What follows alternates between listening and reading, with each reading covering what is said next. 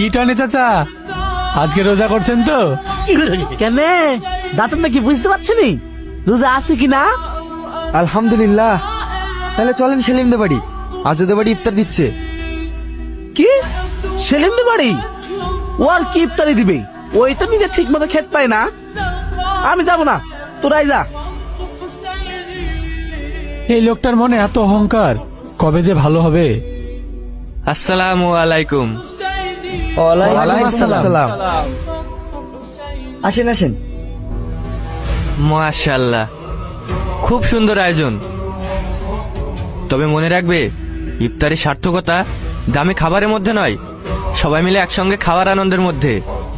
বাজারে সে মিষ্টির মতো নাকি? কি হলো, অত হাসিস কেন? না মানে ভাবছি এই খেজুরের স্বাদ ওই মিষ্টি চার থেকে বেশি, তাই না? কি? না না কিছু না।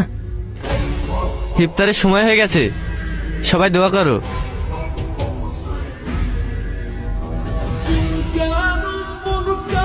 কিরে, কাল তো সেলিমের বাড়ি খুব দাওয়াত খেলি, কি দিল? পোলাও নাকি বিরিয়ানি? চাচা, পোলাও বিরিয়ানি খাইনি, তবে যা দিয়েছে আলহামদুলিল্লাহ, মন ভরে গেছে। ধুর, ওসব মুড়ি ছোলা গরিবেরাই খায়। কাল আমার বাড়ি আসিস, রাজকীয় ইফতার করাবো। খাসির মাংস, বিরিয়ানি, সমস্ত রকম ফল, মিষ্টি সব থাকবে। খেয়ে আর উঠে আসতে পারবি নি। চাচা, নিজে রোজা না রাখলে খাসির মাংস দিয়ে ইফতার করালেও শান্তি পাওয়া যায় না। বেশি বকিস নি তো, কাল থেকে কাটবো। তুই আসবি কিনা বল, তোদের হুজুরকে বলেছি ইফতারি কাকে বলে দেখিলিস। ঠিক আছে চাচা, আপনি যখন দাওয়াত দিচ্ছেন ইনশাল্লাহ, আল্লাহ চাইলে অবশ্যই যাব। কি ব্যাপার, ইফতারের সময় গেছে এখনো কেউ আসছে না?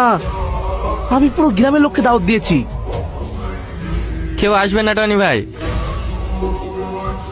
আরে হুজুর সাহেব, আসুন আসুন। কেন আসবে না? আমার বাড়িতে খাবারে কোনো কমতি আছে? খাবারে কোনো কমতি নেই, কিন্তু তোমার নিয়াতে কমতি আছে। তুমি দাওয়াত দিয়েছো মানুষকে খাওয়ানোর জন্য নয়, বরং তোমার সম্পদ দেখানোর জন্য। ইবাদতের মধ্যে যখন অহংকার ঢোকে, তখন মানুষ সেখান থেকে দূরে সরে যায়। আমি তো শুধু চেয়েছিলাম গ্রামের সবাইকে ইফতারি খাওয়াবো, সবাই আমার প্রশংসা করবে।